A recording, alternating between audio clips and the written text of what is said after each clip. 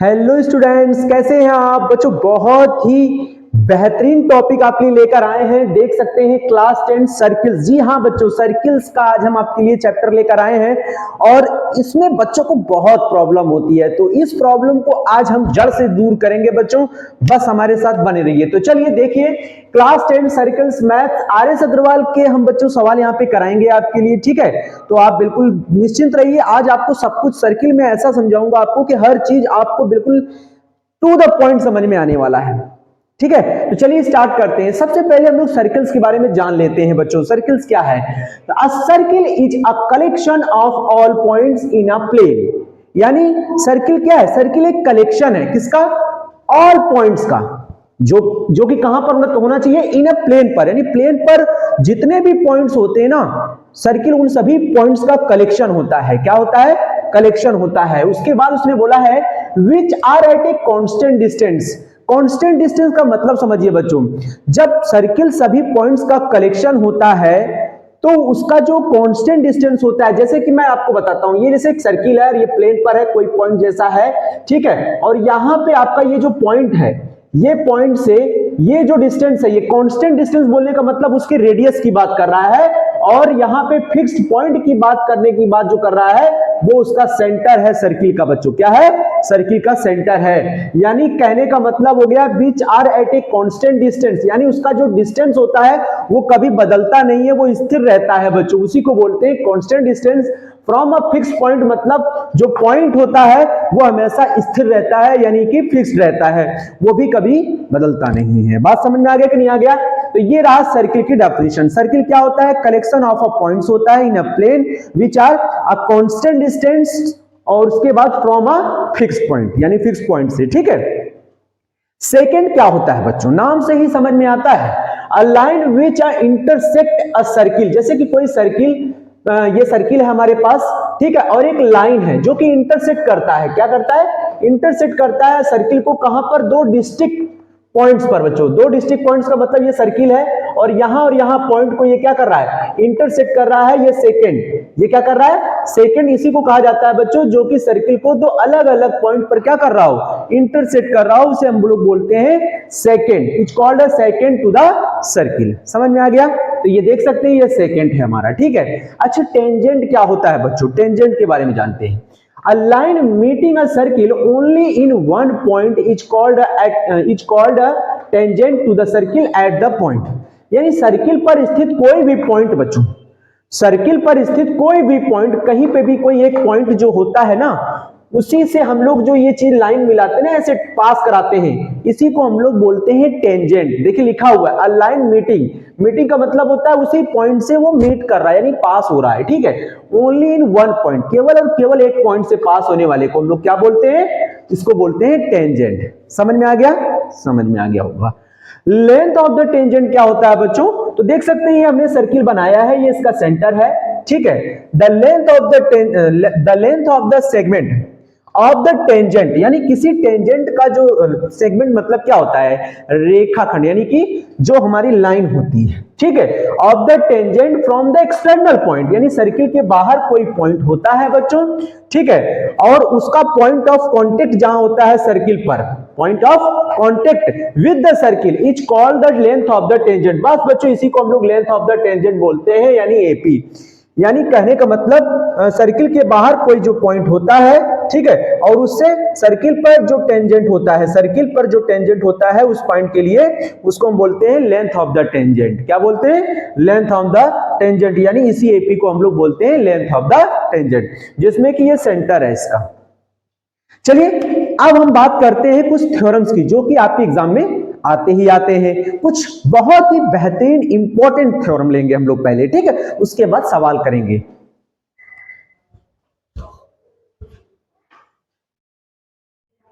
बच्चों आप देख सकते हैं यहां पे जो थ्योरम आया, बहुत ही जबरदस्त थ्योरम है बच्चों। देख सकते हैं the length of the tangents draw from an external point to a circle are equal. मतलब बच्चों आपसे कह रहा है कि जो टेंजेंट्स ड्रॉ किया गया है एक्सटर्नल पॉइंट से, लेंथ बोला गया बच्चों, लेंथ ऑफ द टेंजेंट्स, यानी कि आपको एक सर्किल ड्रॉ करना है बच्चों। सर्किल के बाद आपको एक एक्सटर्नल पॉइंट लेना होगा। क्या लेना होगा? यानी सर्किल के बाहर कोई पॉइंट होगा बच्चों, वहां से उस सर्किल पर स्थित जो पॉइंट होंगे, है ना, उनकी जो लेंथ होगी बच्चों, लेंथ ऑफ द टेंजेंट जो होंगे वो इक्वल होंगे। क्या होंगे? इक्वल होंगे। आप समझ सकते हैं, यानी सर्किल के बाहर कोई पॉइंट ए है, वहां से लेंथ ऑफ पी जो होगा, यानी ए से पी और ए से क्यू आपस में क्या होंगे? इक्वल होंगे। ये आपको प्रूव करना है कि उनके टेंजेंट्स इक्वल आएंगे। क्या आएंगे? इक्वल आएंगे फ्रॉम द एक्सटर्नल पॉइंट, जैसे यहाँ पे ए है हमारा, ठीक है। तो अब हम देख सकते हैं, गिवन लेते हैं बच्चों। गिवन में क्या है? हमारे पास दो टेंजेंट्स है, एपी एंड एक्यू, ठीक है। Two tangents AP and AQ are draw, और ये ड्रॉ किए गए हैं, ठीक है, from an external point A से बच्चों। कहां से? एक्सटर्नल पॉइंट ए से। और किस पर किए गए हैं? इस सर्किल पर, ठीक है, इस सर्किल पर विद द सेंटर ओ, जिसका सेंटर क्या है? ओ है बच्चों, ठीक है। उसके बाद हमें प्रूव करना है कि एपी इज इक्वल टू क्या होगा? एक ही होगा। आप देख सकते हैं, कोई दिक्कत नहीं है। कंस्ट्रक्शन में बच्चों हमें क्या करना होता है? कंस्ट्रक्शन में जो आप चीज एक्स्ट्रा करते हो उसको कंस्ट्रक्शन में लिखा जाता है। जैसे कि आपने ए को ओ से ज्वाइन किया, ओ को पी से ज्वाइन किया, ओ को क्यू से ज्वाइन किया, जो कि इस क्वेश्चन में मेंशन नहीं था, थ्योरम में मेंशन नहीं था। तो जो चीज आपने अलग से किया है वो आप यहाँ पे कंस्ट्रक्शन में लिख देंगे। समझ में आ गया? उसके बाद हमको करना है प्रूफ। तो प्रूफ के लिए आप देख सकते हैं बच्चों, ये जो ओपी है, ये जो ओपी है, ये इस पे क्या है? परपेंडिकुलर है। आप कहेंगे ऐसा कैसे? रूल होता है बच्चों कि O से अगर आपका चूंकि ये OP हमारा रेडियस होता है बच्चों, इधर भी आपका ये रेडियस है, और ये जो टेंजेंट यहाँ पे ड्रॉ किया गया है ये हमेशा यहाँ से 90 डिग्री ही देता है बच्चों। क्या देता है? इसलिए मैंने लिखा है OP is perpendicular to AP and OQ is perpendicular to AQ। आप देख सकते हैं, ये दोनों बातें मैंने यहाँ पे लिख दिया है। Through the point of O से ये P पर जाता है, पॉइंट ऑफ कॉन्टेक्ट पर हमेशा परपेंडिकुलर रहता है, ठीक है। उसके बाद इन राइट ट्राइंगल, देखिए बच्चों, दो राइट ट्राइंगल में हमारा ये बांट लीजिए, एक इधर वाला हो जाएगा और एक ये नीचे वाला ट्राइंगल हो जाएगा। दो ट्राइंगल आपको राइट वाले ले लेने हैं। फिर आप देख सकते हैं इसमें चीज क्या हमें देखने को मिल रहा है, इसमें हम कॉन्ग्रुएंसी दिखाएंगे, ठीक है, क्योंकि हमको एपी और एक्यू प्रूव करने के लिए इसको कॉन्ग्रुएंसी में बदलना पड़ेगा बच्चों। तो आपको ओपी और ओक्यू ये हमारे क्या है? रेडियस है दोनों ट्राइंगल के, क्योंकि एक ट्राइंगल आपने ये लिया है ऊपर वाला, दूसरा नीचे वाला, तो इनके radii of the circle same होंगे, ठीक है, वो हमें बताना है। उसके बाद OA दोनों ट्राइंगल में कॉमन है बच्चों, आप देख सकते हैं। उसके बाद ये वाला एंगल और ये वाला एंगल बच्चों आपका 90 डिग्री है, ईच 90 डिग्री है। उसके बाद हम लिख सकते हैं ट्राइंगल हमारा क्या है? RHS कॉन्ग्रुएंसी से ये बात साबित हो जाती है, ट्राइंगल हमारा कॉन्ग्रुएंट है। क्या है? कॉन्ग्रुएंट है। अब आप देख सकते हैं कॉन्ग्रुएंट का ये सिंबल लगा हुआ है। अब आप कहेंगे RHS कॉन्ग्रुएंसी कैसे हो गई? तो बच्चों देखिए, दो साइड आपके पास है, जिसको हम लोग एक हम बोलते हैं राइट का मतलब होता है बच्चों, आप समझ सकते हैं, राइट मतलब 90 डिग्री पर होता है, और हाइपोटेन्यूज होता है और एक साइड होता है। तो आप देख सकते हैं ये हमारा साइड हो गया, ये हमारा हाइपोटेन्यूज हो गया जो दोनों में आ रहा है। उसके बाद ये 90 डिग्री आ रहा है, तो ये RHS कॉन्ग्रुएंसी से ये बात साबित हो जाता है। उसके बाद आप क्या करेंगे? जैसे ये बात साबित हो जाता है, आपने पढ़ा होगा corresponding parts of congruent triangle से जो भी चीज आपको प्रूव करना है उसको इक्वल कर सकते हैं। जैसे AP है तो AQ के इक्वल हम दिखा सकते हैं, ये इसका रूल होता है RHS कॉन्ग्रुएंसी के बाद। समझ में आ गया? तो इस तरह से आपको ये थ्योरम करना था, बहुत ही शानदार थ्योरम था। चलिए नेक्स्ट थ्योरम पे आते हैं बच्चों।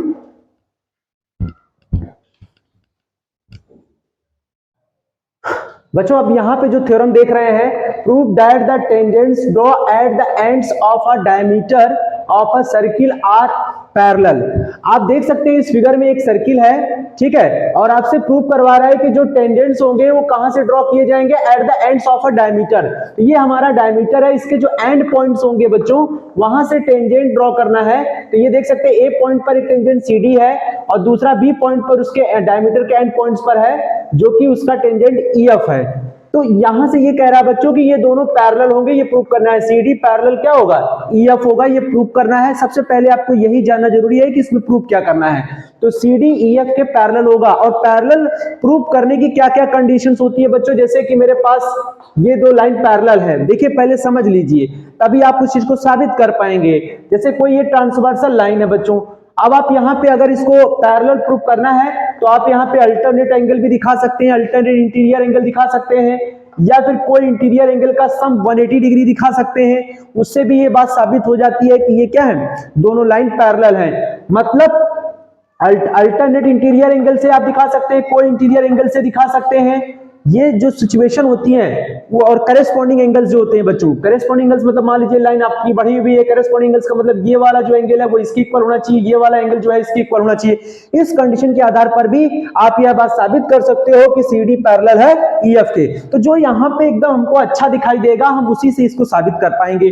तो हम देख सकते हैं बच्चों, अगर ये लाइन इसके पैरेलल है, अगर हम ये कह दें कि ये वाला जो एंगल होगा वो इसके इक्वल हो जाएगा, तो उसको प्रूव करना पड़ेगा कि ये एंगल इसके इक्वल कैसे हो सकता है, जबकि ये अल्टरनेट इंटीरियर एंगल है बच्चों। क्या है? अल्टरनेट इंटीरियर एंगल दिखाने के लिए सबसे पहले आपको प्रूफ में लिखना पड़ेगा क्या, कि जो CD है और CD पे जो पॉइंट A है वो क्या है? टेंजेंट का पॉइंट है। तो CD is a tangent to the circle at the point A है, और O से हम देख सकते हैं जो OA है और जो CD है, तो CD जो है वो A पे परपेंडिकुलर है कि नहीं है। CD is tangent to the circle जब होता है किसी पॉइंट पर बच्चों, तो वहां से सेंटर से उस पर क्या होता है? परपेंडिकुलर होता है। तो CD is perpendicular to OA हो जाएगा। ये सिचुएशन जैसे ही आप लिखेंगे बच्चों, तो OAD एंगल जो होगा वो 90 डिग्री हो जाएगा। देख सकते हैं यहाँ पे ये परपेंडिकुलर की कंडीशन में ये एक एंगल ए बीच में जो आया है वो 90 डिग्री हो जाएगा। तो जब आप OAD 90 लिख सकते हैं बच्चों, तो इसी लाइन के आधार पर हम B पॉइंट से हम ये लिखेंगे BAD भी तो 90 हो जाएगा, क्योंकि लाइन थोड़ी ना आप अलग कर रहे हो, उसी लाइन को हम आगे कंटिन्यू कर रहे हैं और पॉइंट आपका आगे चला गया है। तो VAD आप लिख लीजिएगा, OAD की बजाय आप यहाँ पे BAD भी लिख सकते हैं, वो भी 90 ही होगा बच्चों। ठीक है, उसके बाद अब हम क्या करेंगे, यहां पे आते हैं। तो EF जो है वो पॉइंट P पर टेंजेंट हो रहा है, तो EF is tangent to the circle at the point B हो रहा है। देन हम ये भी कह सकते हैं कि भाई जो EB है वो परपेंडिकुलर टू, सॉरी EB कह रहे हैं, EF जो है वो परपेंडिकुलर है OB पर, आप देख सकते हैं यहाँ पे। उसके बाद हम ये कह सकते हैं बच्चों कि एंगल OBE जो होगा वो 90 डिग्री हो जाएगा। इसका मतलब ये भी हो गया बच्चों कि अगर OB 90 हो सकता है तो ABE भी 90 हो सकता है। देख सकते हैं, अब इन दोनों के आधार पर यह बात साबित हो जाती है कि BAD और ABE 90 डिग्री होने की वजह से, थस ईच 90 डिग्री होने की वजह से these are alternate interior angles हो जाते हैं बच्चों। ये हमारे अल्टरनेट इंटीरियर एंगल्स है, इस वजह से हम बता सकते हैं CD पैरेलल क्या होगा? EF होगा। तो इस तरह से आपको ये वाली प्रूविंग करनी थी। तो चलिए अगले क्वेश्चन की तरफ चलते हैं बच्चों। क्वेश्चन है, from a point P 10 centimetre away from the centre of a circle a tangent PT of a length 8 centimetre is draw, find the radius of the circle. आपसे रेडियस ऑफ द सर्किल पूछ रहा है बच्चों। सबसे पहले हमें क्या करना है, हमको ये जो फिगर है उसको बना लेना है। फ्रॉम अ पॉइंट P, ये P कहां होना चाहिए बच्चों? 10 centimetre away from the centre of a circle. तो आपको एक सर्किल बनाना है, पहले क्या बनाना है? सर्किल। और सर्किल से दूर कोई एक पॉइंट है बच्चों बाहर, जिसका नाम है P। देखिए, from a point P 10 centimetre away मतलब दूर, कहां से? From the centre of circle. तो सर्किल का सेंटर यहां पे होगा बच्चों, इससे 10 सेंटीमीटर की दूरी पर। देख सकते हैं 10 सेंटीमीटर की डिस्टेंस पर from the centre of a circle है, जिसको O बोलेंगे। ठीक है, अ टेंजेंट PT, अब टेंजेंट कहां से ड्रॉ होता है? सर्किल पर कोई एक पॉइंट होता है T। ठीक है, उसको हम इससे मिला देंगे बच्चों यहां पे, आप समझ सकते हैं। ये है हमारा PT ऑफ अ लेंथ कितना है बच्चों? P से T तक की जो लेंथ है वो 8 सेंटीमीटर है। इस draw, find the radius of the circle. तो बच्चों आपका रेडियस ये होगा, ये आपको फाइंड करना है। क्या करना है? फाइंड करना है। तो सॉल्यूशन के लिए तो बच्चों आप जानते हैं कि जो ये OT है, OT क्या है? OT is perpendicular to PT या PT is perpendicular to OT है।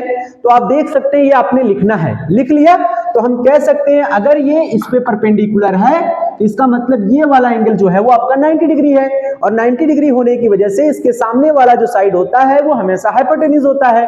तो ये हाइपोटेन्यूज हो गया, तो ये परपेंडिकुलर, ये बेस हो गया, या फिर ये बेस ये परपेंडिकुलर कर दीजिए, उसमें कोई दिक्कत नहीं होनी चाहिए। ठीक है, तो अब आप करेंगे OT is perpendicular to PT होने की वजह से अब हम यहां पे लगाएंगे in right triangle, sorry right triangle तो आपका है ही ये, यानी OTP आपका 90 डिग्री है। तो इन राइट ट्राइंगल लेने में हम क्या लिखेंगे? PTO। देखिए T एंगल आपका क्या है? राइट है, इसलिए इसको बीच में रखा। अब इसमें लगाएंगे by Pythagoras theorem. By Pythagoras theorem क्या हो जाएगा बच्चों? इसमें हमें सबसे पहले लिखना है हाइपोटेन्यूज का स्क्वायर, यानी OP square is equal to OT square plus का PT स्क्वायर। ठीक है, आपसे क्या पूछा गया है? आपसे पूछा गया है find the radius of the circle. Radius of the circle क्या है बच्चों? OT है, तो OT आपको निकालना है। OP आपके पास कितना है? फटाफट बताइए। 10 सेंटीमीटर है, तो 10 सेंटीमीटर का स्क्वायर। OT आपके पास क्या है? ये हमको फाइंड आउट करना है। OT square. PT आपके पास है 8 का स्क्वायर। तो भैया हमको OT स्क्वायर चाहिए, तो बच्चों हम यहां लिखेंगे OT स्क्वायर। 10 का स्क्वायर कितना होता है? 100। देन 8 को आपको इधर लाना है, तो माइनस का 64, और जब इसको माइनस करेंगे बच्चों आप, तो यहां पाएंगे 36। तो OT आपको कितना मिलेगा? स्क्वायर रूट लेंगे तो 6 सेंटीमीटर आपका आंसर आएगा।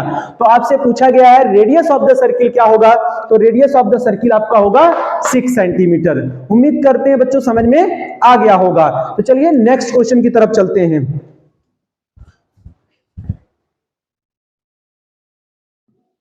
तो बहुत ही जबरदस्त क्वेश्चन यहां पर आया हुआ है, आप देख सकते हैं। इन द गिवन फिगर, आपके पास ये फिगर गिवन रहेगा, उसमें बोला गया है AB is the diameter. Yes बच्चों, AB is the diameter of a circle. हाँ, ये सर्किल का डायमीटर है विद सेंटर O, जिसका सेंटर O है, और AT इज अ टेंजेंट है बच्चों। Yes, AT is a tangent है।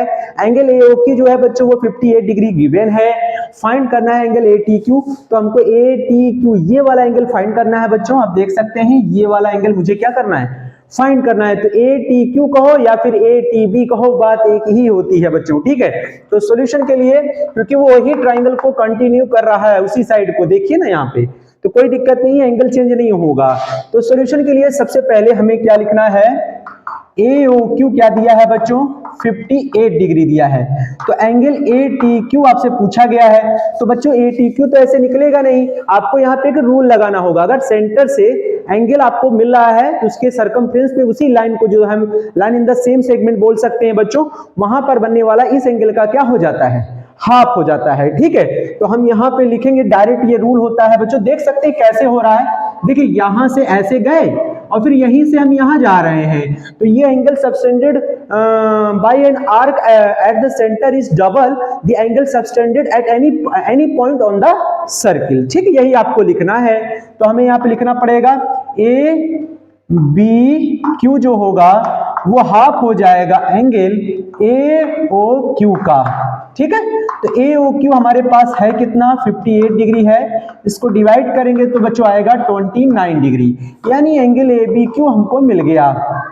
देख सकते हैं ABQ हमको मिल गया है। तो बच्चों मैं आपको बता दूं कि ABQ जो होता है वही एंगल हमारा ABT भी बनाएगा, यानी 29 डिग्री। अब आप कहेंगे ऐसे कैसे? तो बच्चों ABQ और इसी को हम लाइन को आगे प्रोसेस कर देते ABT तक चले जाएंगे। ठीक है, अब देखिए हमें ट्राइंगल का कौन कौन सा एंगल, हमको अगर ये एंगल निकालना है तो ये एक ट्राइंगल का पार्ट है, ये एंगल, और ये एंगल भी आपको पता हो गया है। देन ये वाला एंगल बच्चों, क्योंकि आपने रूल पढ़ा है कि भाई OA जो होता है वो परपेंडिकुलर होता है AT पर, तो देन हम ये कह सकते हैं कि BAT जो होगा बच्चों वो 90 डिग्री होगा। समझ में आ गया? Very good. अब आपको क्या करना है? अब आपको करना क्या है वो समझिए। हमें अब लेना है इन ट्राइंगल। ट्राइंगल हमें कौन सा लेना होगा? ABT ले लीजिए, कोई भी ले लीजिए, ABT लिख लीजिए या BAT लिख लीजिए, आपके ऊपर है। ठीक है, उसमें हमें क्या करना है? तीनों एंगल का जो सम होता है बच्चों, यहां वाला और यहां वाला, वो क्या होता है? 180 डिग्री के इक्वल होता है। तो हमें लिखना होगा एंगल ABT प्लस एंगल फिर आप इसको बीच में लेंगे T को, VTA, और उसके बाद हम अगला एंगल लेंगे TAB। क्या लिखेंगे? TAB इज इक्वल टू क्या हो जाएगा? 180 डिग्री। अब देखिए ABT हमको कितना मालूम है, देख सकते हैं ABT हमको 29 डिग्री है दिया, यहां लिखिए। और BTA मुझे निकालना है, आप देख सकते हैं बच्चों BTA, तो हम इसको ऐसे ही लिखा रहने देंगे BTA प्लस एंगल TAB क्या है? आप देख सकते हैं TAB क्या है चाहे BAT का है, बात एक ही है, 90 डिग्री। A बीच में होना चाहिए 180 डिग्री। तो अब हमें BTA निकाल लेना है बच्चों। BTA is equal to 180 degree में से ये दोनों जोड़ेंगे तो कितना आएगा बच्चों? उसको माइनस करेंगे इधर ले जाके, तो यहाँ पे आ जाएगा 119 डिग्री। क्या हो जाएगा? 119 डिग्री माइनस करिए तो 0 में 10 तो घटेगा नहीं, 10 में 9 जाएगा तो 1, 7 में 1 जाएगा 6, तो आएगा 61 डिग्री। यानी ये जो बच्चों VTA आया है, BTA आया है, वो आपका आया है 61 डिग्री। अब आपको समझना चाहिए कि जो एंगल VTA है ना, वही एंगल QTA भी हो जाएगा तो कोई दिक्कत नहीं है, लेकिन आप QTA ना लिखकर ATQ लिखिएगा, क्योंकि आपसे ATQ पूछ रहा है, तो आप ATQ ही लिख लीजिएगा।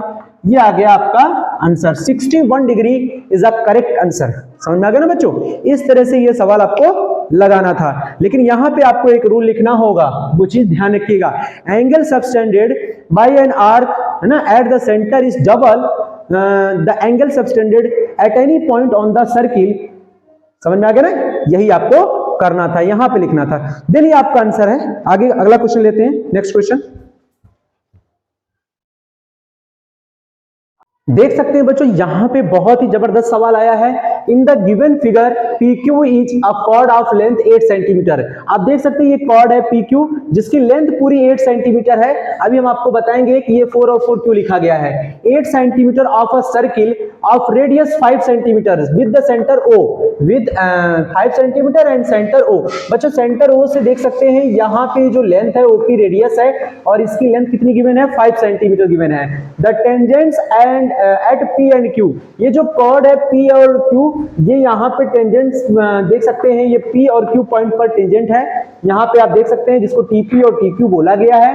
Eight a point T find the length of TP। आपको ये TP निकलवा रहा है, आपसे क्या निकलवा रहा है? ये लेंथ ऑफ TP पूछ रहा है। तो बच्चों ये टेंजेंट की लेंथ आपसे पूछ रहा है, तो आपको सबसे पहले यहाँ पे सॉल्यूशन लिखना है और सवाल को ध्यान से समझना है, ठीक है। सबसे पहले तो ये PQ हमारा एक कॉर्ड है, समझ में आ गया, और ये हमारा सेंटर है। तो सेंटर से जब भी एंगल बनता है बच्चों, तो वो 90 डिग्री होता है उसके टेंजेंट से। ये बात अपने दिमाग में डाउनलोड कर लीजिए, ठीक है। तो in the given figure PQ is a cord of length 8 centimetre. ये PQ की पूरी लेंथ कॉर्ड की कितनी थी? 8 सेंटीमीटर थी। तो बच्चों एक रूल होता है कि जो टेंजेंट PT और TQ है, यहां से जो आउटसाइड पॉइंट T है, यहां से इसके सेंटर को जब हम लोग ज्वाइन करते हैं, तो ये कॉर्ड को क्या करता है? बाइसेक्ट कर देता है। यानी हम कह सकते हैं बच्चों कि जो OT है, OT क्या करता है? बाइसेक्ट द कॉर्ड कौन सा है? PQ, ठीक है। PQ को बाइसेक्ट कर देता है एट ए राइट एंगल पर, एट अ राइट एंगल। ये बात आपको समझनी चाहिए, राइट एंगल पर, यहां पर, ठीक है। Right angle at right angle M। समझ में आ गया? देख सकते हैं यहां पे at a right angle M, यानी हम कह सकते हैं बच्चों जो TO है वो क्या करता है? PQ कॉर्ड को बाइसेक्ट करता है एट ए राइट एंगल पर, ठीक है। तो OT हमने ये बात तो लिख दिया। इसका मतलब ये हो गया बच्चों कि अगर ये बाइसेक्ट करता है तो PM और OQ बराबर बराबर होंगे। देन हम यहाँ लिख सकते हैं कि PM और OQ क्या हो जाएंगे? बराबर बराबर, यानी ये कितने हो जाएंगे? 4 सेंटीमीटर। कैसे? पूरी लेंथ कॉर्ड की कितनी थी? PQ 8 सेंटीमीटर थी, तो बराबर बराबर डिवाइड हो गया। ये बात आप पहले समझ लीजिए। अब हमसे लेंथ पूछा गया है TP की, तो भैया TP की लेंथ को हमने मान लिया X, और यहां से लेकर यहां तक की लेंथ को मान लिया Y। ये बात पहले जान लीजिए। तो हमने क्या किया? लेट कर लिया भाई। क्या लेट किया? लेट हमने ये किया कि जो TP की लेंथ है उसको X सेंटीमीटर मान लिया, और जो TM की लेंथ है उसको हमने Y सेंटीमीटर मान लिया, ठीक है। अब आपको सबसे पहले क्या बनाना है? एक राइट ट्राइंगल ये वाला लेना है बच्चों। तो चलिए फटाफट ले लेते हैं in right triangle. Right triangle हमने कौन सा लिया है? PMO। PMO में हम लगाएंगे बाय पाइथागोरस थ्योरम। क्या लगाएंगे? पाइथागोरस, ठीक है। बाय पाइथागोरस से क्या हो जाएगा बच्चों? यहां पे आप देख सकते हैं ये राइट है, तो इसके सामने वाला हाइपोटेन्यूज होगा ये वाली साइड, ठीक है। अब ये परपेंडिकुलर और ये बेस का स्क्वायर करके हाइपोटेन्यूज के स्क्वायर के इक्वल कर देंगे। तो हम लिख सकते हैं बच्चों यहाँ पे OP का square is equal to OM का स्क्वायर और प्लस का PM का स्क्वायर। ये बात समझ लीजिए। तो हमको OM नहीं पता है बच्चों, यही फाइंड आउट करना है। OP हमको पता है 5 सेंटीमीटर है, तो हम यहां लगा देंगे 5 का स्क्वायर। OM हमको नहीं पता है। हाँ, PM हमको पता है बच्चों 4 का स्क्वायर, आप देख सकते हैं यहां से, ठीक है। तो हमें OM निकालना है, तो OM हमको कितना मिलेगा बच्चों? 5 का स्क्वायर कितना हुआ? 25। 4 इधर लाइए, यानी 16 हो जाएगा बच्चों 4 का स्क्वायर। तो OM स्क्वायर हमको मिलेगा 9। कितना बचेगा बच्चों? 9 बचेगा। तो OM कितना मिलेगा, इसका स्क्वायर रूट निकालिए, 3 सेंटीमीटर आ गया। कितना आ गया? 3 सेंटीमीटर आ गया। यानी हमको ये वाली लेंथ मिल गई। कहां से आइए, ये देखिए आपका एक ये राइट ट्रायंगल बना रहा है, यहां से ये वाला लगा लीजिए, ठीक है। तो इन राइट ट्रायंगल हम लेंगे TMP। क्या लेंगे? TMP। इसमें क्या हो जाएगा, इसमें हमारा ये राइट एंगल है बच्चों, इसके सामने वाला हाइपोटेन्यूज हो जाएगा, यानी TP square is equal to, फिर क्या लिखेंगे, TM का स्क्वायर। ओके, फिर क्या लिखेंगे, TM का स्क्वायर, ये वाला लिख दीजिए। अब TP आपको पता है क्या? यस पता है हमको, x स्क्वायर है, ठीक है। और TM पता है क्या? यस हमारा y स्क्वायर है। PM पता है क्या? यस 4 है। तो 4 का स्क्वायर कितना होगा बच्चों? 16। तो यहाँ यानी x square is equal to क्या हो गया, y स्क्वायर प्लस का 16 हो जाएगा। तो बच्चों आप यहाँ पे इक्वेशन नंबर फर्स्ट दे सकते हैं, कोई दिक्कत नहीं होनी चाहिए। अब हमें क्या करना है, एक राइट ट्रायंगल आपको और लेना है, वो यहां से लेकर यहां तक वाला लेना है। तो चलिए फटाफट आ जाइए। इन राइट ट्रायंगल, फिर से लिखिए, इन राइट ट्रायंगल। आपको कैसे पता है ये राइट ट्रायंगल है बच्चों? तो यहाँ पे ये वाला जो एंगल होता है, ये हमेशा टेंजेंट से, जो रेडियस वाली लाइन होती है बच्चों, वो हमेशा 90 डिग्री देता है टेंजेंट से, ठीक है, ये ध्यान रखिएगा।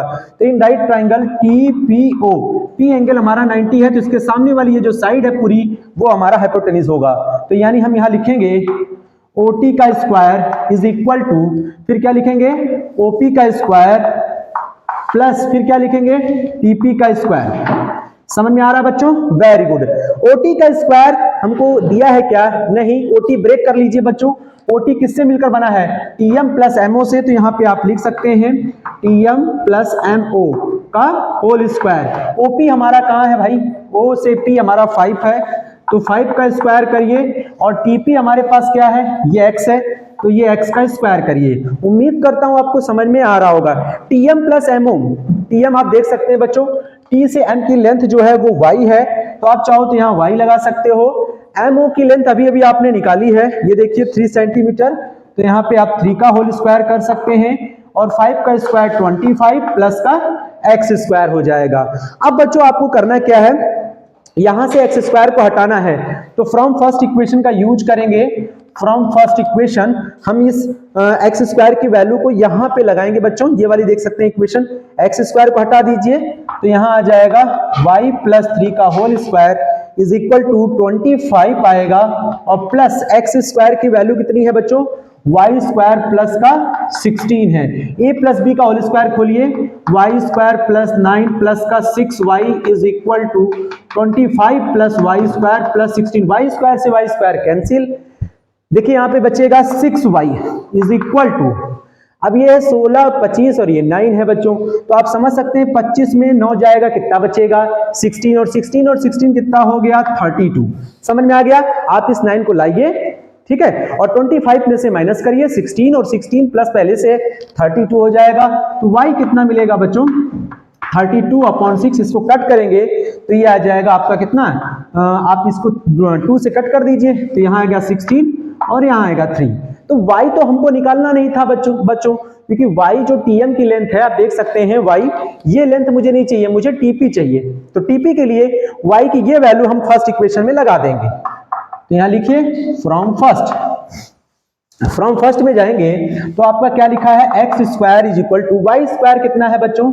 16/3 का होल स्क्वायर, और प्लस यहाँ देख सकते हैं प्लस 16 है बच्चों, क्या है? 16। तो x square is equal to 16 का स्क्वायर कितना होता है बच्चों? 256, ठीक है, और नीचे 3 का स्क्वायर 9 हो जाएगा, और यहाँ पे 16। देन हम यहाँ पे एलसीएम लेंगे बच्चों 9, तो कितना आ जाएगा? 256 प्लस 16, 9 जा होता है 144। तो यानी x स्क्वायर हमको कितना मिलेगा? x स्क्वायर हमको मिलेगा, इसको ऐड करिए बच्चों, तो ये 6 4 10 हो जाएगा, और 5 4 9 1 10 हो जाएगा, 2 1 3 और ये हो जाएगा 400, 400/9 आएगा अपॉन 9, एक तरह से कह सकते हैं। तो बच्चों यहां से आपको x स्क्वायर मिल गया है 400/9। तो x कितना मिलेगा? x मिलेगा आपको, इसका स्क्वायर रूट ले लीजिए, तो 400 का स्क्वायर रूट 20 होता है, और 9 का स्क्वायर रूट 3 होता है बच्चों। तो यहाँ पे आप 3 लेंगे, तो ये आपका आंसर आ रहा है बच्चों। आप इसको चाहे तो कन्वर्ट कर सकते हैं, 3 6 जा 82 बचेगा। तो यहाँ पे होल 2/3 सेंटीमीटर, ये आपका आंसर होगा। इसी को हम लोग टीपी बोलेंगे बच्चों, क्या बोलेंगे? TP is equal to x, x is equal to 6 whole 2/3 centimetre. ये आपका आंसर है बच्चों, चेक कर सकते हैं आप अपना आंसर। बहुत ही अच्छा क्वेश्चन था बच्चों, उम्मीद करते हैं आपको ये समझ में आ रहा होगा। चलिए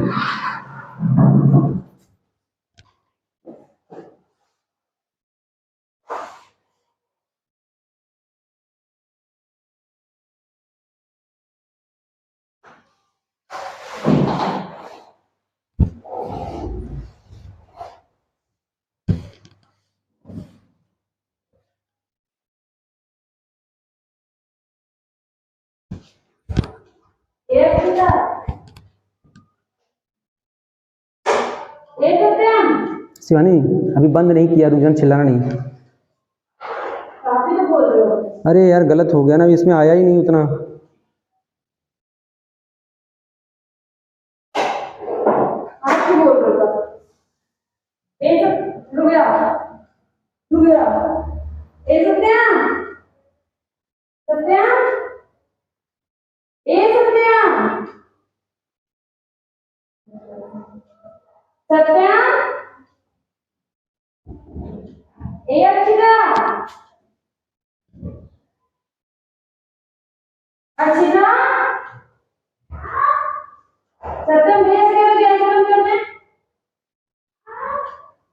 ऊपर आके बोलने वाली हो, बंद करोगी अब? तुझे ना डंडे डंडे मारूंगी, नीचे नहीं आएगा ना, ये बोलेगी नहीं। हाँ नीचे तो नहीं दे रहा कि नहीं?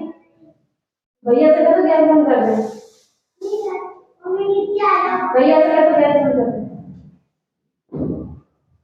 भैया।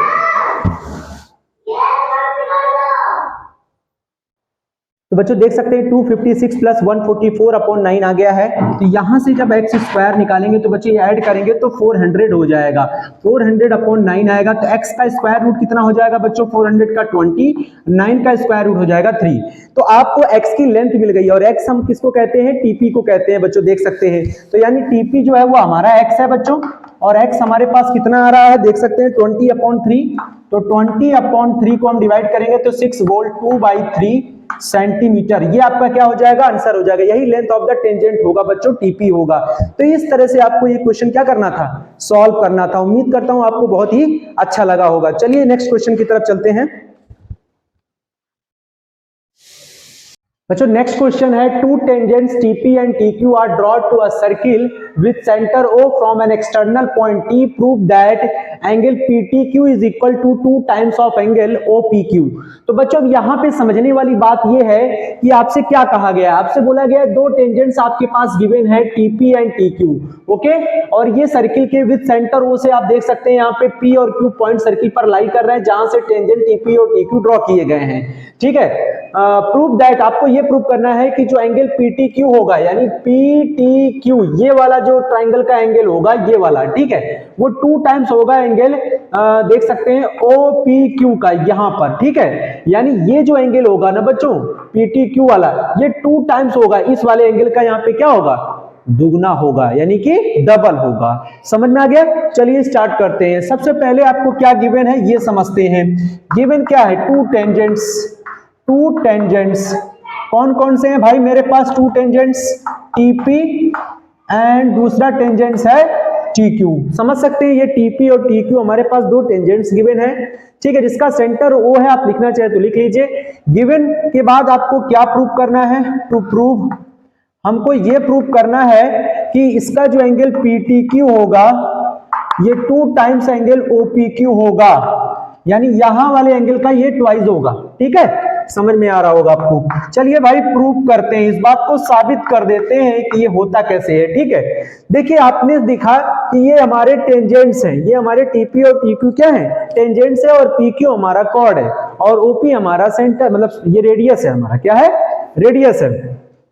तो सबसे पहले अगर मुझे इस एंगल तक पहुंचना है तो मुझे ये पता होना चाहिए कि जो रेडियस वाली लाइन होती है through the point of contact पर, वहां से उस टेंजेंट के लिए जो एंगल बनता है बच्चों, जो एंगल बनता है वो 90 डिग्री होता है। यानी ये पूरा एंगल हमारा जो होता है ना, यहाँ से यहां से लेकर यहां तक वो पूरा 90 डिग्री होता है।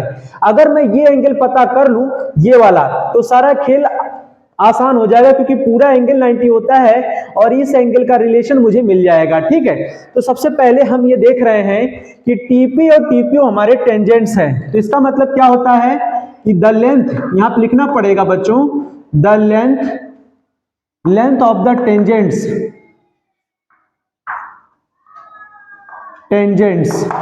From an external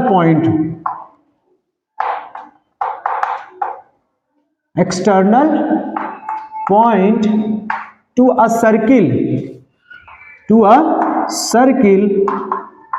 are equal। समझ में आ रहा है बच्चों? The length of the tangents यानी टीपी और टीक्यू, यानी फ्रॉम एन एक्सटर्नल पॉइंट, एक देखिए आपके जो टीपी और टीक्यू जो टेंजेंट्स हैं वो एक्सटर्नल पॉइंट टी से ही तो ड्रॉ किए गए हैं। Point to a circle are equal, यानी ये लेंथ हमारे क्या होंगे, इक्वल होंगे। तो the length of the tangents from external point to a circle are equal, यानी हम यहां लिख सकते हैं TP is equal to TQ.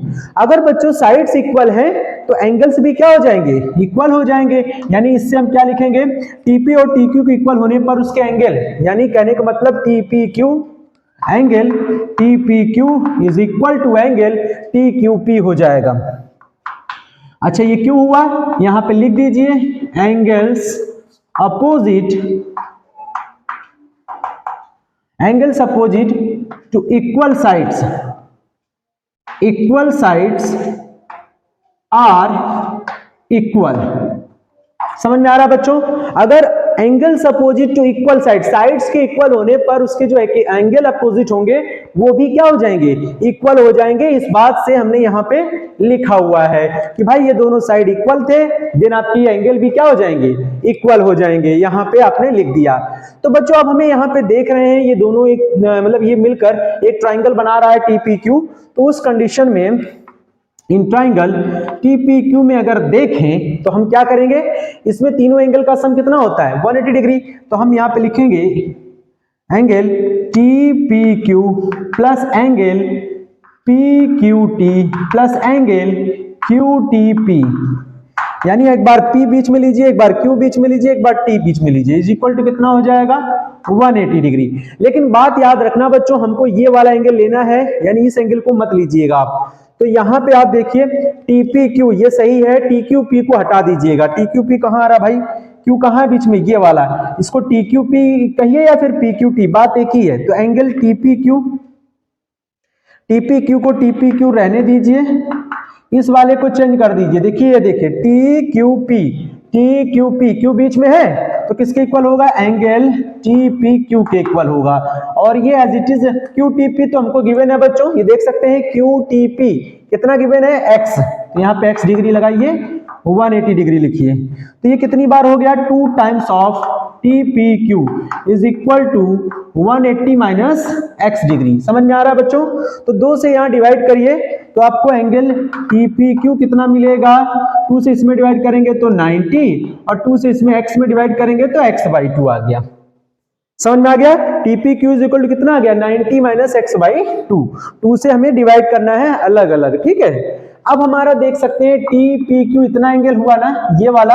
अब हमको पूरे एंगल का सम कितना पता है, क्योंकि हमें पता है बच्चों कि OP is perpendicular to TP है, देन एंगल टीपीक्यू जो होगा, टीपीओ जो होगा इज इक्वल टू एंगल, ये कितने पार्ट से मिलकर बना है, ये टीपीक्यू और प्लस क्यूपीओ या ओपीक्यू भी कह सकते हैं, उससे मिलकर बना है, ठीक है। आप देख सकते हैं ओपीक्यू क्या किया हमने, टीपीक्यू और क्यूपीओ कहो चाहे ओपीक्यू कहो, ये वाला और ये वाले एंगल से मिलकर बना है ये पूरा एंगल, वही मैंने लिखा है।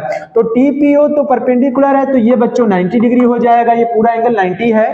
टीपीक्यू कितना है ये देख सकते हैं, यहां लिख दीजिए 90 माइनस x/2। अच्छा एंगल ओपीक्यू कितना है बच्चों, तो आपको ओपीक्यू देखिए चाहिए आपको, तो यहां पे लिखा रहने दीजिए एंगल ओपीक्यू आपका ये आ गया, ठीक है। अब आप क्या करेंगे, ओपीक्यू आपका मान लीजिए वहीं पर, चलिए यहीं पर रहने दीजिए, 90 से 90 कट जाएगा, ठीक है।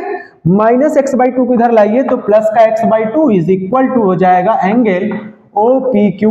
ठीक है, इस 2 का इसमें क्रॉस कर दीजिए तो x is equal to 2 times angle of OPQ। और ये x किसके इक्वल है बच्चों, आप देख सकते हैं x वाला एंगल क्या है हमारे पास, हम चाहे तो यहां लिख सकते हैं, सॉरी ये तो प्रूविंग में है, प्रूफ में ही आपको ध्यान रखना है PTQ एंगल के बराबर है x। हम यहां लिखेंगे PTQ और ये गिवन भी है हमारे पास, आप देख सकते हैं यहां पे एंगल कहां गिवन था, ये PTQ, तो इसी को हम बोलेंगे x है ना ये, तो PTQ is equal to 2 times of angle OPQ, hence prove. मेरी बात समझ आ गई आपको, इस तरह से आपको प्रूव करना है बच्चों। आप देख सकते हैं 2 का इसमें क्रॉस करेंगे और x की जो वैल्यू है वो PTQ के बराबर है, तो आप वो लगा देंगे, इस तरह से आपकी ये प्रूविंग सॉल्व हो जाती है। नेक्स्ट क्वेश्चन बच्चों, नेक्स्ट क्वेश्चन है in the given figure a circle is inscribed in a triangle. देख सकते हैं एक सर्किल है जो ट्राइंगल के अंदर है और ये जो है इसके टेंजेंट हमारे यहाँ पे देख सकते बन रहे हैं, PQ है, QR है और RP है, ये टेंजेंट हो रहे हैं L, M एंड पॉइंट पर। समझ में आ गया बच्चों, वेरी गुड, और बहुत ही अच्छे से आपको ये समझ में आएगा। PQ इज इक्वल टू क्या दिया है 10 सेंटीमीटर, ये पूरी लेंथ हमको गिवन है, और QR हमको दिया है बच्चों 8 सेंटीमीटर है, और PR हमको दिया है 12 centimetre. Find the length of QM, आपसे पूछ रहा है इसकी QM की लेंथ बताइए, RN की लेंथ बताइए और PL की लेंथ बताइए, ये सभी लेंथ पूछे गए हैं आपसे। तो सॉल्यूशन स्टार्ट करते हैं बच्चों, और ये ऐसे सवाल जो कि टेंजेंट्स पे है तो हमें यहाँ पे एक सबसे पहले सिंपल सा फंडा आपको लिखना है, द लेंथ। क्या लिखना होगा, the length of the tangents from an external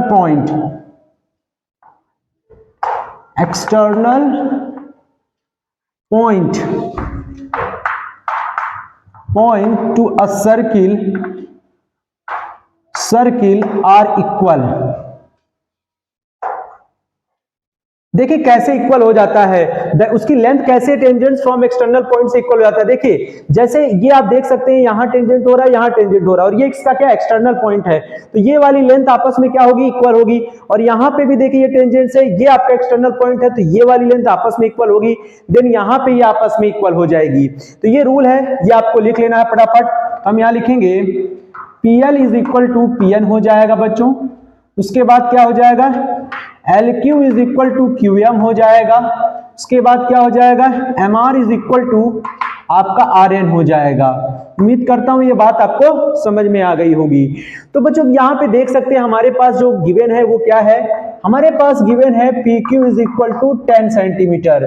समझ में आ रहा है, yes, PQ is equal to 10 है, QR इज इक्वल टू आपका 8 सेंटीमीटर है, और PR इज इक्वल टू आपके पास 12 सेंटीमीटर है। जरा ध्यान से समझिएगा, PL और PN आपस में बराबर हैं, तो इसकी लेंथ को हम लोग लेट कर लेते हैं बच्चों कि जो PL और PN बराबर है वो मान लेते हैं x के इक्वल होगा, और LQ और QM जो है बच्चों वो मान लेते हैं y के इक्वल होगा, और उसके बाद MR और RN जो है बच्चों वो मान लेते हैं z के इक्वल होगा। पहले ये काम आप आसानी से कर लीजिए, उसके बाद आप क्या करेंगे, उसके बाद बच्चों अपने रूल में जाइए, जो PQ है उसको लिखिए। PQ इज इक्वल टू क्या होता है, PQ किन से मिलकर बना है, PL और LQ से मिलकर बना है बच्चों, तो लिखिए PL प्लस LQ। अच्छा PQ कितना गिवन है, ये यहां लगाइए 10, और PL आपके पास क्या है, PL आपका x है, और LQ आपके पास क्या है, ये y है। समझ रहे हैं ना बच्चों, अगर आपने इसको x माना, क्योंकि टेंजेंट्स इक्वल होते हैं फ्रॉम एक्सटर्नल पॉइंट से, तो ये भी x हो जाएगा। QL और QM आपका देखिए यहाँ पे क्या है, y है, तो ये आपस में इक्वल हो जाएगा। ये z माना है तो ये z के इक्वल हो जाएगा। सिंपल सा फंडा है बच्चों। तो एक इक्वेशन आपकी यहां बन गई, दूसरी आपकी QR है, तो QR इज इक्वल टू क्या है, QR किससे मिलकर बना है, आप देख सकते हैं QR QM प्लस MZ से मिलकर बना है, QM प्लस MZ से मिलकर बना है, QM प्लस MR से मिलकर बना है। ठीक है, तो QM हमारे पास, QR कितना है देख सकते हैं 8 है, यहाँ 8 लगाइए। QM आपके पास y है और MR आपके पास z है। इक्वेशन हो गई सेकंड। ठीक है, उसके बाद अगली इक्वेशन और बनाइए बच्चों, एक इक्वेशन और बनाएंगे आपके लिए। क्या है आपके पास, PR इज इक्वल टू किसके बराबर होगा, आप बता सकते हैं, PR PN और NR से मिलकर बना है, तो PR है क्या 12 है, PN कितना है x है, और ये हमारे पास कितना है, nrz है। ये इक्वेशन हो गई थर्ड। अब मैं आपको सबसे सिंपल सा फंडा बता रहा हूं बच्चों, आपको निकालना क्या है, QM निकालना है। तो आप देख सकते हैं ये QM है, आपको RN निकालना है, ये RN है, और आपको PL निकालना है, ये X है। तो ये निकालने के लिए आपको तीनों साइड को क्या करना होगा, सबसे पहले ये जो फर्स्ट सेकंड थर्ड इक्वेशन है तीनों को ऐड कर दीजिए। तो फर्स्ट प्लस सेकंड और प्लस थर्ड, इन तीनों इक्वेशन को ऐड करिए बच्चों। तो x देखिए x यहां पर कितनी बार हो गया, 2 टाइम्स, तो 2x हो गया। y भी 2 टाइम्स हो गया, 2y हो गया। z भी आपका देखिए 2 टाइम्स हो गया, 2z हो गया। इधर देखिए 10 और 18, 18 और 12 कितना हो जाएगा बच्चों, 30। समझ में आ रहा है। तो दो कॉमन लेके काटेंगे तो यहां मिलेगा x plus y plus z is equal to 15। अब आपको करना क्या है बच्चों, ये जो इक्वेशन आ रही है फोर्थ नंबर इक्वेशन है। अब आप फोर्थ में से फर्स्ट को माइनस करिए। फोर्थ में से फर्स्ट देखिए कितनी जल्दी जल्दी मिलेगा वैल्यू। फोर्थ में से फर्स्ट को माइनस करिए तो x plus y plus z equal to क्या है, 15 है। उसमें से x प्लस वाई को माइनस करेंगे, ये कितना है, 10 है। नाउ सबट्रैक्टिंग दिस वैल्यू, तो x से x कट जाएगा, y से y कट जाएगा, तो z कितना मिलेगा, 15 में 10 जाएगा, 5 आ जाएगा बच्चों। क्या आ जाएगा, 5 आ जाएगा। इसी तरह से बच्चों आपको फोर्थ से फर्स्ट माइनस किया है, अब फोर्थ से ही आप सेकंड को माइनस कर दीजिए बच्चों, माइनस सेकंड। तो अब आप देखेंगे कि फोर्थ इक्वेशन है आपके पास x plus y plus z is equal to 15, और ये वाली इक्वेशन आपके पास है y plus z equal to 8। Now subtracting करेंगे तो बच्चों ये और ये कैंसिल हो जाएंगे, x बचेगा 15 में 8 जाएगा, 7 बचेगा बच्चों। ये देखिए x की वैल्यू मिल गई। x और z की जो वैल्यू है आप किसी भी इक्वेशन में लगा के आराम से आप जो है y की वैल्यू निकाल सकते हैं। तो y किस में आ रहा है, सेकंड में। तो आप यहां लिखिए फ्रॉम सेकंड, फ्रॉम सेकंड में आइए, लिखिए y plus z equal to 8, y plus z equal to 8। अब आप देख सकते हैं z आपके पास कितना है, y आपको निकालना है, z आपके पास 5 है, 8 लिखिए, 8 में 5 जाएगा, 3 बचेगा। अब आप देखिए आपने जब x निकाला तो x की वैल्यू कितनी आ रही है, 7, और x किसको माना था आपने, pn और pl को। तो आपको क्या चाहिए, pn और pl में से pl है बच्चों, तो यहां पे आप लिखिए pl is equal to 7 centimetre. ठीक है, यूनिट यहाँ पे सेंटीमीटर चल रहा है, ठीक है। तो pl मिल गया। अब हमको क्या चाहिए, अच्छा y वाली वैल्यू क्या है बच्चों, y वाली वैल्यू है 3, और y किसके इक्वल है, qm और lq के। तो आप qm देख सकते हैं, मिल गया है, तो यहां लिखिए qm is equal to 3 centimetre. तो एक आंसर आपको यहां मिला, एक आंसर आपको यहां मिला। उसके बाद एक और बचा है z के लिए, तो z आपके पास है 5 सेंटीमीटर, यानी z किसकी वैल्यू है, z आपका Rn और Mr है। तो Rn आपको दिया गया है, तो यहां लिखिए Rn is equal to 5 centimetre बच्चों। क्या है, 5 सेंटीमीटर। ये आपका थर्ड आंसर है। तो आपको ये देखिए PL मिल गया, QM मिल गया, और ये Rn मिल गया। इस तरह से आपको ये सवाल लगाना चाहिए था, ठीक है। तो जल्दी जल्दी नोट करिए नेक्स्ट क्वेश्चन, ठीक है बच्चों। देखिए अगला सवाल क्या है, a circle is touching the side BC of triangle ABC। Triangle ABC का एक साइड है BC जो सर्किल को टच कर रहा है एट पॉइंट P पर, देख सकते हैं। And touching AB and AC produced at Q and R। अब देखिए AB को यहाँ प्रोड्यूस किया गया है बच्चों Q तक, और AC को प्रोड्यूस किया गया R तक। वो वहां पे Q और R पर टचिंग कर रहा है। क्या कर रहा है, टचिंग कर रहा है। प्रूव दैट, आपको ये प्रूव करना है कि जो AQ होगा, AQ आपका कहां है, ये वाली साइड, ठीक है, वो क्या होगा, पेरीमीटर ऑफ द ट्राइंगल का हाफ होगा बच्चों। पेरीमीटर किसको कहा जाता है, sum of all sides of this triangle, ठीक है, उसके सारे साइड्स का जो सम होता है उसी को पेरीमीटर ऑफ द ट्राइंगल कहते हैं। तो बच्चों इसमें आपको क्या करना है, सबसे पहले जब आप सॉल्यूशन करिएगा तो आपका पहला काम तो यही होता है, क्या, we know that the length of the tangent, the length of the tangents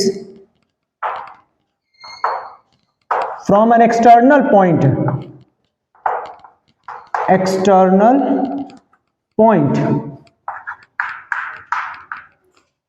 to a circle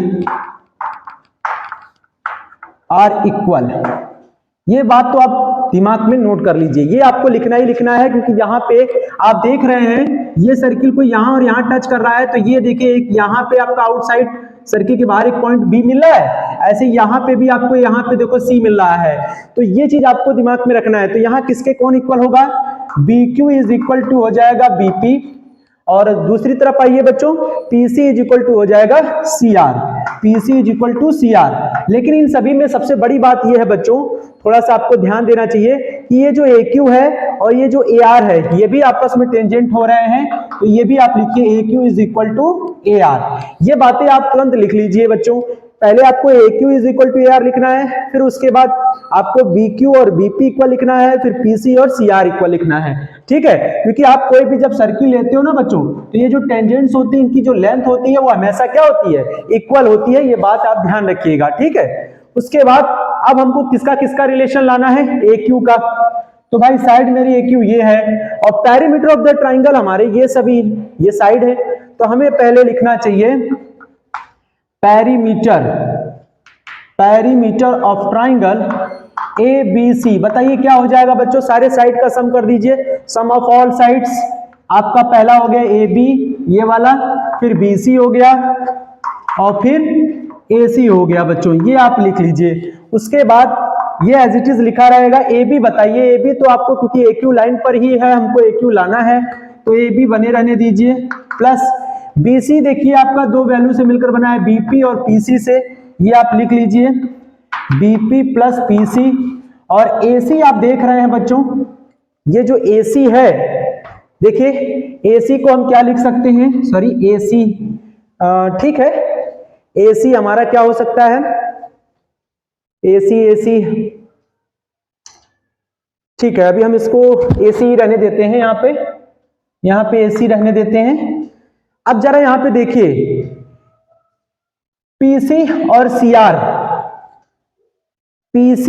CR आपस में इक्वल है, BQ और BP आपस में इक्वल है। तो यहां पे हमने देखा कि ये जो BP है और ये जो PC है, PC आपका किसके इक्वल चल रहा है, CR के। यहां पे आप देख सकते हैं PC किसके इक्वल है, PC आपके CR के इक्वल है। किसके इक्वल है, CR के। तो मैं यहां पे ये AB जो है इसको ऐसे लिखा रहने देता हूं AB, और जो BP है वो PC से, BP किसके इक्वल है बच्चों, VQ के। यहां पे देख सकते हैं BP BQ के इक्वल है, और PC जो है वो CR के इक्वल है, यहां लिख सकते हैं। देन आपका ये AC है, ऐसे लिखा रहने देंगे, ठीक है। अब आप जरा देखिए बच्चों, AB और BQ ये दोनों मिलकर आपका क्या बनाएंगे, AQ बनाएंगे, ठीक है। और CR और AC मिलकर ये आपका पूरा AR बनाएगा। क्या बनाएगा, AR। तो AQ प्लस AR हो जाएगा, लेकिन AQ AR बराबर है बच्चों, तो हम यहाँ क्या लिखेंगे, AQ तो लिखा रहेगा, AR को हम हटा देंगे क्योंकि मुझे AR नहीं चाहिए, मुझे AQ चाहिए, तो AR की जगह भी हम AQ लिख देंगे। तो AQ बच्चों कितनी बार हो जाएगा, 2 टाइम्स हो जाएगा। तो हम यहां लिखेंगे 2 times of AQ is equal to, बच्चों यहां पे 2 टाइम्स हो गया ना, 2 टाइम्स ऑफ AQ, ठीक है। तो 2 times of AQ is equal to क्या हो गया, पेरीमीटर ऑफ ट्राइंगल ABC हो गया बच्चों। तो ये 2 डिवाइड में जाएगा तो क्या लिखेगा, AQ 1/2, ठीक है। ब्रैकेट में लिखिए पेरीमीटर ऑफ ट्राइंगल ABC। बहुत सिंपल क्वेश्चन है बच्चों, कुछ नहीं करना है, देखिए प्रूव हो गया, एंड प्रूव। आपको पता है कि भाई AQ और AR आपस में इक्वल है, तो क्यों ना ऐसा करें कि AQ और AR में बदल लिया जाए पूरे उसके साइड को। तो हमने देखा भाई BC तो ब्रेक हो जाएगा BP प्लस PC में, BP हमारा BQ में चला जाएगा, PC हमारा CR में चला जाएगा। रहा AC, तो AC में हमें CR बढ़ाना था, तो AC में देखिए CR बढ़ गया, तो अब ये AR के इक्वल हो जाएगा। ऐसे AB और BQ में AQ के इक्वल हो जाएगा मिलकर। समझ में आ गया बच्चों, तो इस तरह से ये वाली प्रूविंग आपको करनी थी। चलिए नेक्स्ट क्वेश्चन की तरफ आते हैं बच्चों। यहां नेक्स्ट क्वेश्चन देखिए, a quadrilateral ABCD is draw to a circumscribe a circle, its as so in the figure prove that AB plus CD is equal to AD plus BC। बच्चों यहां पे कह रहा है कि एक जो सर्किल है वो एक क्वाड्रिलेटरल के अंदर है, सर्कमस्क्राइब है बच्चों, यानी सर्किल जो है वो क्वाड्रिलेटरल के अंदर है, ठीक है। आपको ये प्रूव करना है कि जो ये क्वाड्रिलेटरल की जो साइड है AB और ये वाली जो BC है, आप देख सकते हैं AB साइड का जो P पॉइंट है वो यहाँ टच हो रहा है, DC साइड का एक R पॉइंट है वो जो यहाँ टच हो रहा है। इसका मतलब है कि इन दोनों साइड का सम जो है वो इन दोनों साइड के सम के इक्वल आपको लाना है। बहुत इंपॉर्टेंट क्वेश्चन है बच्चों। कैसे करेंगे, सबसे पहले सॉल्यूशन लिखेंगे, सॉल्यूशन में आपको तो पहला काम यही होता है, यहां लिखना होता है we know that tangents from external point to a circle are equal. ये बात तो आपको हर हाल में लिखनी है बच्चों। अब आप देखिए क्या क्या इक्वल आ रहा है। ये देखिए सर्किल है, ये इसके टेंजेंट जो एक्सटर्नल पॉइंट होते हैं बच्चों, यहां से ऐसे और ऐसे, ये लेंथ हमेशा इक्वल रहती है, ये मैं हर बार आपको बता रहा हूं, ठीक है। तो यहां देखिए एएस और एपी आपस में इक्वल हो जाएगा, तो यहां लिखना पड़ेगा AS is equal to AP. उसके बाद आप देख सकते हैं पीबी और बीक्यू आपस में इक्वल है बच्चों, तो यहां लिखिए पीबी और बीक्यू आपस में इक्वल हो गए। उसके बाद इधर देखिए आपका डीएस और क्या इक्वल हो गया, डीएस और डीआर इक्वल हो गया। उसके बाद अब आप यहां देखेंगे तो आरसी जो है वो सीक्यू के इक्वल हो गया, RC is equal to CQ, यानी सारे हमारे tangents from external point to a circle are equal हमने दिखा दिया। अब मुझे ये प्रूव करना है कि जो साइड का जो सम होगा टेंजेंट्स वाली लाइन से, वो आपस में एक दूसरे के सम के इक्वल होगा। तो चलिए देखते हैं, इसका लेफ्ट हैंड साइड आपके पास क्या है, A B plus C D. मैं ये ले लेता हूं बच्चों, ये देखिए ए बी कहां है, ये, और सी डी ये। अब मैं इन दोनों साइड से इन दोनों साइड के पास चला जाऊंगा। कैसे जाऊंगा, देखिए ए बी वाली लाइन जरा देखिए बच्चों, ये है ए बी वाली लाइन को मैं ब्रेक करूंगा तो यहां क्या लिखूंगा, ए पी प्लस का पीबी हो जाएगा, ठीक है। उसके बाद मैं सी डी वाली लाइन जो है उसको ब्रेक करूंगा तो मैं क्या लिखूंगा, C R plus D R हो जाएगा, C R plus D R हो जाएगा। ये मैंने ए बी को ब्रेक किया, ये मैंने सी डी को ब्रेक किया, वेरी गुड। अब मुझे पता है कि ए डी और बी सी के सम के इक्वल लाना है A D plus A B plus C D को। तो यहां देख सकते हैं बच्चों, ए पी आपका ये है, तो ए पी किसके इक्वल हो सकता है, ए एस के। ये देखिए, तो यहाँ ए पी को हटा दीजिए, ए एस वाले यानी इस वाले साइड की तरफ जाइए।